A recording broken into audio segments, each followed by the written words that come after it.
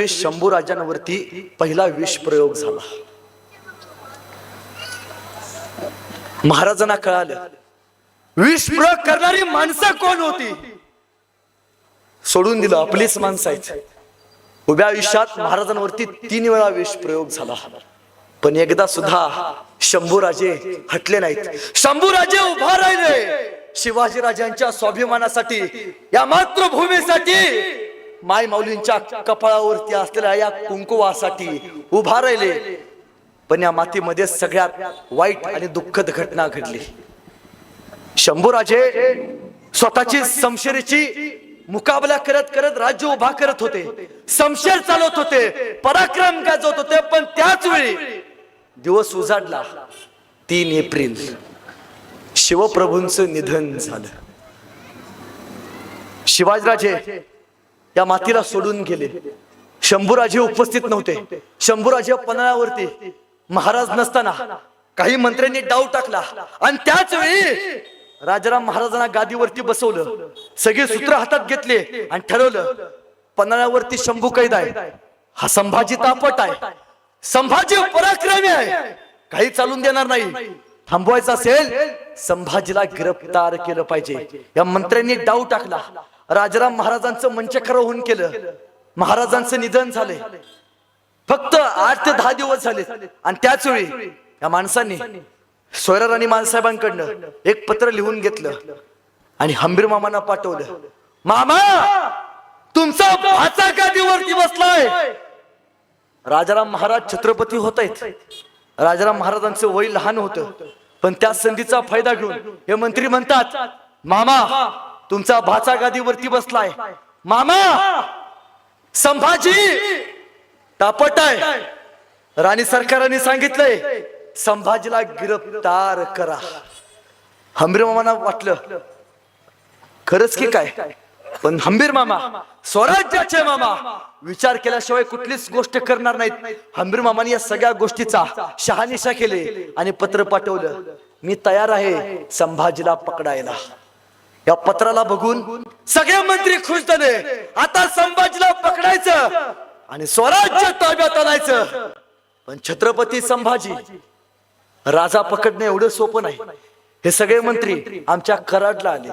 कराडपाशी हंबीर मामांच्या वाड्यापाशी आले. मंत्री तयार होते, सैन्य तयार होतं. आपलं सैन्य आपल्याच राजाच्या अंगावरती घालायला ही माणसं तयार होते. तरी मामा म्हणाले चला चला. शंभूराजे पन्हाळ्यावरती एकटे. मामा खाली आले, मंत्री घेतले, पन्हाळ्यावरती गेले. मंत्री तयार शंभूराजांना गिरफ्तार करायला. आणि मंत्री म्हणाले गिरफ्तार करणं संभाको. जिगर झाली शंभूराजांना संभा म्हणायची या मंत्र्यांची जिगर. आणि मामा कडाडले, कोणाला गिरफ्तार करताय? स्वराज्याच्या छाव्याला. अरे हट, ही सगळी मंत्री ताब्यात घ्या. मामांच्या सांगण्यावरनं मंत्री ताब्यात घेतली. या मंत्र्यांना कळायचं बंद झालं. मामा आतापर्यंत आपल्या सोबत आले, आता पलटले. आणि त्यावेळी मामा म्हणतात, अरे संभाजी जरी माझा सक्का भाचा नसला तरी संभाजी माझ्या राजाचा लोक आहे. रक्ताचा जरी भाचा नसला तरी तो माझा राजा आहे. महाराजांनी सांगितलंय नात्या गोत्यापेक्षा स्वराज्य महत्वाचा आहे. संभाजीराजांच्या केसाला सुद्धा हात लागून देणार नाही हंबीर मामा आहे तोपर्यंत. मंत्र्यांना ताब्यात घेतलं. पण त्यावेळी शंभूराजांना वाटलं, मामा आम्ही तुमचे चुलत बंधू, राजाराम महाराज तुमचे, आम्ही तुमचे चुलत भाचे. राजाराम महाराज तुमचे सख्खे भाचे, पण तुम्ही माझ्या पाठीशी उभा राहिलात. आणि मामा म्हणाले, शंभूराजे नाती गोती परत भगवा टिकला पाहिजे. 10 दिवस जाऊन महाराजांना नाही झाले तर त्यांच्या पोटच्या गोळ्याला कैद करायला आले. ती पोटच्या गोळ्याला नाही हो. त्या मोहित्यांचं इमान आज या मातीशी आहे आणि मरेपर्यंत या मोहित्यांचं इमान या मातीशीच असेल, सांगितलंय हंबीरराव मोहितेंनी. महाराज शंभूराजे तिथून रायगडावरती आले. राजाराम महाराजांच्या सोबत शंभूराजांनी स्वतःचा सांगण्यावरनं, स्वतःच्या म्हणण्यानुसार शिवाजीराजांच्या परत विधी करण्यात आल्या आणि महाराजांचा राज्याभिषेक सोहळा शंभूराजांचा या मातीमध्ये पार पडला. शंभूराजे या स्वराज्याच्या दुसऱ्या शहीद झाले. आणि शंभूराजांनी पहिलीच मोहीम काढली. औरंगजेबाचं आवडतं शहर बुऱ्हाणपुरा. बुऱ्हाणपुरा आवडतं शहर का? या औरंगजेबाच्या आयुष्यातलं पहिलं प्रेम प्रकरण हे बुऱ्हाणपुराला झालं. आता आवडतं शहर बुऱ्हाणपुरा. आणि दुसरं औरंगाबाद. औरंगजेबाच्या नावानं वसवलं शहर बुऱ्हाणपुरा का? सोन्यानं मडलेलं, एखाद्या सुंदरीच्या गालावरती तीळ शोभून दिसावा एवढा एवढा मौल्यवान हा बुऱ्हाणपुरा. शंभूराजे घोड्यावरती बसले, कैक सैन्य घेतलं, औरंगजेबाच्या बुऱ्हाणपुरावरती आक्रमण केलं. त्या बुऱ्हाणच्या सगळ्या पुऱ्या धुवून टाकले. भगवा फडकवला बुऱ्हाणपुरावरती. पहिला धक्का सहन होत नव्हतोय. औरंगजेब चलपटला, अरे बुऱ्हाणपुरा, तो शिवाजी जिवंत असेपर्यंत माझ्या बुऱ्हाणपुराला कधी हात लावला नाही, पण संभाजी त्यानं पहिल्यांदाच माझ्या बुऱ्हाणपुराला लुटलं. पहिला धक्का सहन होत नव्हतोय तोपर्यंत दुसरा धक्का दिला. औरंगजेबाच्या नावानं वसवलं शहर औरंगाबाद. एवढं लुटलं शंभूराजांनी, एवढं लुटलं, एवढं लुटलं. औरंगजेबाच्या नावाशिवाय तिथं काय शिल्लक ठेवलंच नाही. ते नाव सुद्धा आता हिंदूंनी गायब करून टाकलं, त्याचं छत्रपती संभाजीनगर करून टाकलं. आम्ही कुणाचंच काय शिल्लक ठेवत नाही. 2 धक्के औरंगजेबाला सहन होईनात. औरंगजेब जळताना निघाला खासे दख्खनकडे, पण संभाजी कणभर आणि औरंगजेब मनभर. मनभर औरंगजेब, कणभर शंभूराजांना पकडण्यासाठी स्वराज्याकडे निघाला. शंभूराजे किल्ल्याच्या बुरुजावरती होते आणि खेर पळत आला. महाराज महाराज औरंगजेब होतोय. आणि महाराजांनी त्या हेराकडे बघितलं.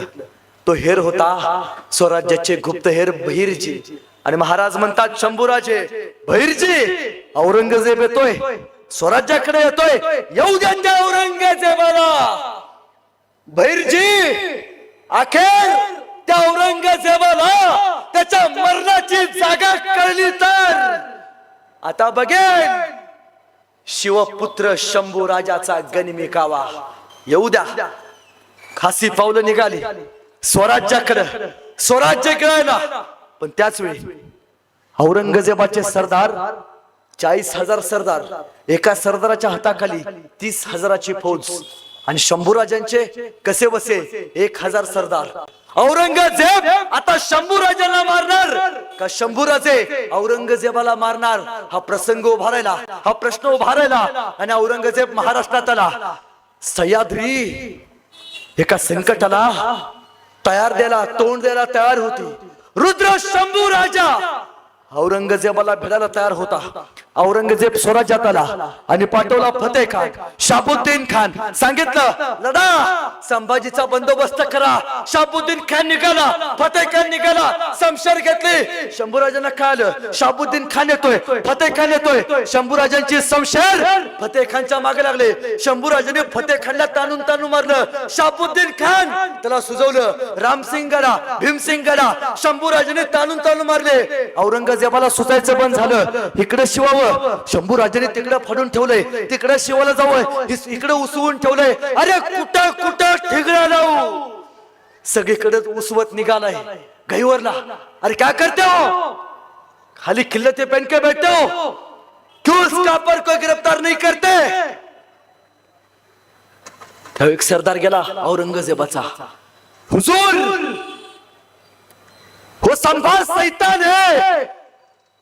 अरे तो हम फिर कहा शैतान से कम है? फिर भी क्यों शिकस्त, फिर क्यों हार, फिर भी क्यों हार, फिर भी क्यों शिकस्त? औरंगजेबाचा सरदार म्हणतोय, हुजूर जगात सगळ्यांचा नाद करा, पण संभाजी राजा नावाच्या छाव्याचा नाद करायचा नाही. ना ना हुजूर, ना ना, कहीं भी भेज दो, हमको कहीं भी भेज दो हुजूर, संभा के सामने नहीं हुजूर. वो संभा शैतान है. त्याची समशेर चाला लागली ना, थांबत नाही. शत्रूला मारल्याशिवाय म्यानात सुद्धा जात नाही. वो संभा शैतान है हुजूर, शैतान. हा का गोला है, सिंह का छावा है। नहीं हुजूर, दमला, वैतागला, क्या किया जाए, इस संभा को कैसा बंदोबस्त किया जाए। स्वराज्य जिंकतो म्हणजे स्वराज्य, या मातीतला दगडाचा कण सुद्धा घेऊन जाऊ शकला नाही औरंगजेब। कोण, कुणामुळे? धर्मवीर छत्रपती संभाजी राजांमुळे, त्यांच्या पराक्रमामुळे। दमला, वैतागला आणि शेवटी विचारलं त्यानं, ऐसा कौन सा किला है जो जल से जल लिया जा सकता है। आणि एकाने सांगितलं, हुजूर एक किल्ला आहे। नाशिकला गेला तर नाशिकच्या जवळ रामसेज नावाचा किल्ला, प्रभू रामांची शेज तिथे। असं सैनिक किती आहे? आणि त्यावेळी सांगता झाला शाबुद्दीन खान, बेण्याच्या नावातच शाबुदान। हुजूर 800 माणसं आहेत। ऐसा दारुगोला नहीं हुजूर, तोफे नहीं, बसमियत नहीं, कितने दिनों में ले लोगे किला हुजूर। रामाजी पवार नावाचा कोणीतरी किल्लेदार आहे, सकाळचा नाश्ता करून जातो, संध्याकाळच्या जेवणाला किल्ला घेऊनच माघारी येतो, एवढा कॉन्फिडन्स। जाऊ जाऊ जाऊ। शाबुद्दीन खानाला ह्यानं रामसेजला वेढा टाकला। रामसेज शांत होता, 800 मराठे किल्ल्यावरती शांत, लहान किल्ला।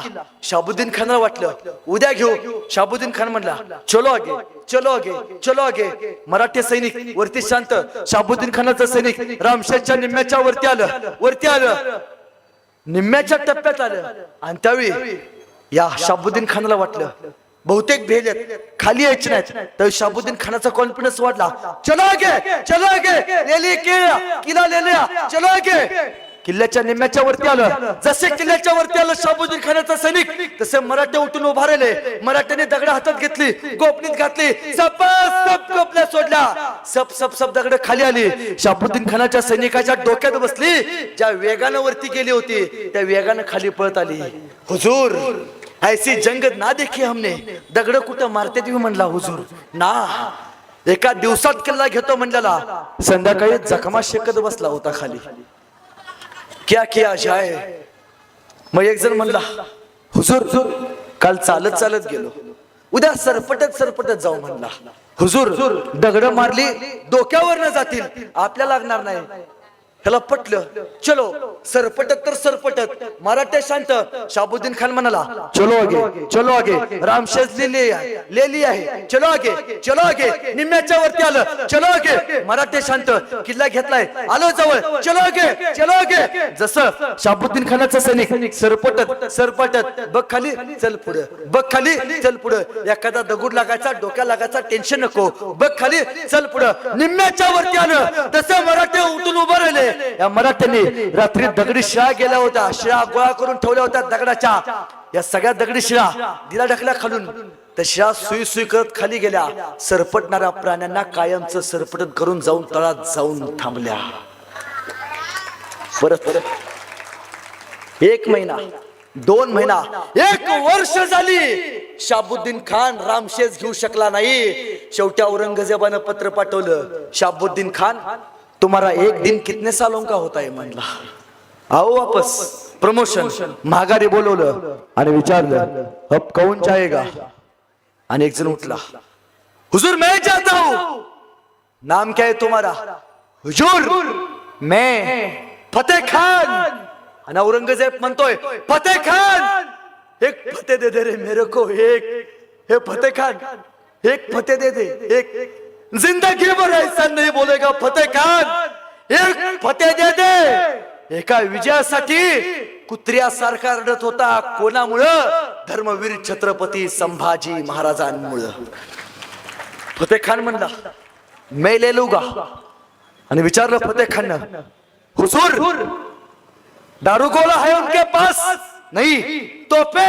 नहीं। हा फतेह खानाला रामशेजला वेढा टाकला आणि फतेह खानने एक चाल टाकली। आपल्या तोफखाना प्रमुखाला विचारलं, परत विचारतोय तोफखाना प्रमुखाला, फतेह खान क्यों रे? मराठों के पास तोफे है? नहीं हुजूर। दारुगोला? नहीं। बसमियत? नहीं। खाली पत्थर है, पत्थर पर जीते और पत्थर पर ही मरते, ऐसे मराठे हे. 1 वर्ष झाली फक्त दगडांवरती किल्ला ठेवलाय त्यांनी लढून. असं उद्या सकाळी तोफा टाकायच्या, किल्ला ताब्यात घ्यायचा. मोहीम निघाली. किल्ल्याच्या शेजारनं रामशेजला सगळ्या तोफा लावल्या. सांगितलं सकाळी उठायचं, तोफा किल्ल्यावरती टाकायचा, किल्ला ताब्यात. सायंकाळी फतेखांचं सगळं सैनिक झोपलं आणि त्या संधीचा फायदा घेऊन सायंकाळी मराठे खाली आले. मराठ्याने तलवार भार काढला, सब कत्तिला, लंगडे तोल काढला. फतेखान उठला, क्या हो गया? मराठे गायब. हुजूर मराठे आ गए थे. बहुतेक आले असतील म्हणले खाली, किती लोक मोजायला ते. सुबह केला ताबे मिळेंगे. सकाळी उठला, मशाल हातात घेतली, जवळ गेला, किल्ल्याच्या जवळ गेला. आता मशाल लावणार, मशाल पेटवणार आणि मशालीनं तोफ डागणार, किल्ला ताब्यात घेणार. तोफेच्या जवळ गेला, जसे तोफेला वात लावणार आणि वात्याला मशाल लावणार, तोपर्यंत किल्ल्यावरनं तोफ गोळ्या खाली आला सुसी करत. तसा फतेखांचा तोफखाना प्रमुख म्हणाला, तोफे पिचे लो. सगळ्या तोफा मागे घेण्यात आल्या. फतेखानला सुसायचं बंद झालं. फतेखानं तोफखाना प्रमुखाला बोलवलं, क्या हो गया? हुजूर मराठों ने ऊपर से गोला बारिश कर दी है. मेरे पास आ, मैंने तेरे को पूछा था, मराठों के पास तोहफे नहीं हुजूर. दारू गोला नहीं, फिर गोले कहीं आसमान से बरस रहे क्या म्हणला. हुजूर बेन्यांकडे तोफा नाही, डोकं तर आहे म्हणला. हिने सायंकाळी किल्ल्यावरची झाडं तोडलेत, त्याच्या तोफा तयार केलेत. त्यांची एक तोफ आपल्या 100 तोफांना भारे. हुजूर तोफखाना नाकाम हो गया. फतेखान म्हणतोय, ऐसा तोफे तयार किए तोफे तयार, दारू गोला किधर से लाया? हुजूर संध्याकाळी कशाला आलते म्हणलं, आपलाच दारू गोळा म्हणजे ती. त्या फतेखाननं 3 वर्ष हा किल्ला लढवायचा प्रयत्न केला, जिंकता आला नाही. एक रामशेज शंभूराजांच्या नेतृत्वाखाली आमच्या मावळ्यांनी 9 वर्ष लढवला. 365 किल्ले जिंकायला औरंगजेबाच्या 10 पिढ्या यावे लागतील, पण स्वराज्य जिंकू शकणार नाही, अजिबात नाही. औरंगजेब वैतागला, संतापला आणि निघाला माघारी निघाला आदिलशाहीकडे. अब नहीं देखेंगे इस स्वराज्य को. अरे वैतागला, स्वराज्य जिंकतो म्हणलेला, माघारी निघाला. शंभूराजांच्या पराक्रमामुळे तो गेला आदिलशाहीकडे. शंभूराजे स्वराज्य उभा करू लागले, औरंगजेबानं स्वराज्य सोडलं. आदिलशाही अवघ्या 2 वर्षात घेतली. 2 वर्षात तो निघाला निजामशाहीकडे. आणि त्याच वेळी शंभूराजाने स्वराज्य भक्कम केलं. पण आज लोक काय म्हणतात, संभाजीराजे धर्मवीर नव्हते. काय म्हणतात लोक, संभाजीराजे धर्मवीर नव्हते. पहिला पुरावा देतो, कान देऊ नका. पोर्तुगीज ख्रिश्चन धर्मांतर या मातीत जर पहिल्यांदा कुणी थांबवलं असेल तर ते संभाजी महाराजांनी थांबवले. याचा पुरावा काय, तुम्ही कधीतरी गोव्याला गेला तर गोव्याला फोंडा नावाचा किल्ला आहे. या फोंड्या किल्ल्यावरती शिवाजी महाराजांचे सरदार कंक आणि त्याचे मावळे उभारले होते. अवघे 600 मावळे होते. आणि त्याच वेळी गोव्याचा पोर्तुगीज विजरोई, पोर्तुगीजांचा सेनापती, या गोव्याच्या पोर्तुगीजांच्या सेनापतींना वाटलं 600 माणसं आहेत, घेऊ किल्ला ताब्यात. 600 माणसांचा बंदोबस्त करण्यासाठी हा पोर्तुगीज विजरोई त्या फोंडा किल्ल्यावरती आला. पण किल्ल्यावरती 600 मराठे आणि लंगडे तोड चालू केली, सब कत्तल्या. यात कंक याचा मुलगा मारला गेला. विजरोईला खऱ्या अर्थाने किल्ला ताब्यात घेण्याचं स्वप्न मिळालं. मराठ्यांचा पराभव होऊ लागला. ही बातमीच शंभूराजांना कळाली. मराठ्यांचा पराभव होतोय, फोंडा किल्ला ताब्यात जातोय. शंभूराजे घोड्यावरती बसले, लगोलगच किल्ल्यावरती आले. शंभूराजांना बघून ह्या विजरोची दातखीळ बसली, त्याला पळायचं कळेना. शंभूराजांनी आपली समशेर काढली, सप कत्तली केल्या, पोर्तुगीज मारले.